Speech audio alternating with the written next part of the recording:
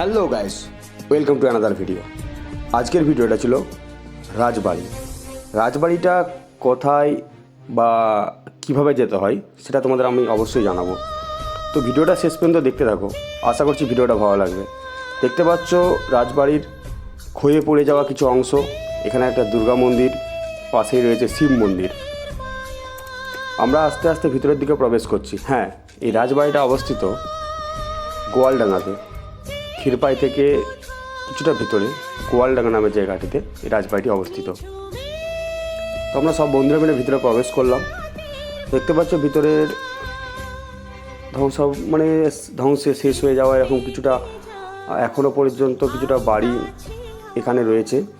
পাশাপাশি অনেকটাই জঙ্গলে পরিণত হয়েছে, যেটা ব্যবহার না করার ফলে যে পরিস্থিতি হয় সেটাই এখানে তৈরি হয়েছে। যাই হোক, তবুও আমরা আশেপাশটা চারদিকটা ভালো করে তোমাদেরকে দেখানোর চেষ্টা করছি।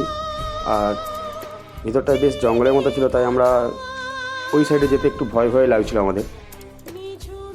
দেখতে দেখতে আমরা চারিদিকটা ভালো করে ঘুরলাম এবং তোমাদেরকে ক্যামেরাতে বন্দি করে পুরোটা দেখানোর চেষ্টা করছি। ভালো লাগলে অবশ্যই লাইক, কমেন্ট, শেয়ার করতে ভুলো না।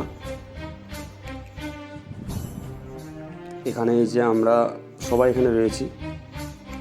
বট গাছের ঝুড়ি নেমেছে রাজবাড়ির সাইড থেকে। এখানে সব বন্ধুরা মিলে আমরা ঘুরছি। যাই হোক, ভিডিওটা অবশ্যই শেষ পর্যন্ত দেখতে থাকো, আশা করছি ভালো লাগবে। খুব ছোট্ট একটা ভিডিও। এই সব জায়গাগুলোতে হয়তো সচরাচর আমরা অনেকেই হয়তো যাইনি। তো যারা গেছো তারা অবশ্যই কমেন্ট করে জানাতে ভুলো না। আর যারা এখনও পর্যন্ত যেয়ে উঠতে পারোনি তারা অবশ্যই এই জায়গাটা যে ঘুরে আসো, আশা করছি ভালো লাগবে।